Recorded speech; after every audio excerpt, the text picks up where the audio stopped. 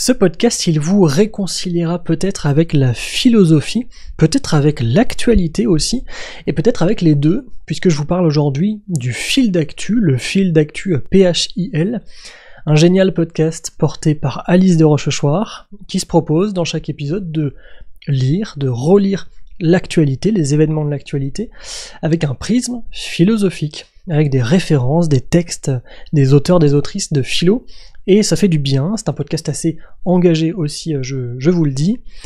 Et comme c'est beaucoup plus simple avec quelques noms d'épisodes, en voici: Nomination de Michel Barnier, une philosophie du compromis, Le yacht de Bernard Arnault avec Schopenhauer, Les Spice Girls avec Simone de Beauvoir, La gifle de Will Smith avec Judith Butler, Les Sims avec Saint-Augustin. Les titres sont incroyables, n'est-ce pas? Ça donne totalement envie d'écouter.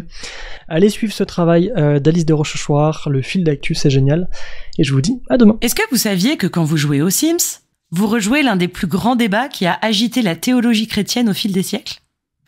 Parce que le paradoxe du jeu Les Sims, c'est que c'est vous qui contrôlez vos personnages. Il n'y a donc pas vraiment de libre arbitre, de liberté. Les personnages ne peuvent pas décider et choisir ce qu'ils veulent faire.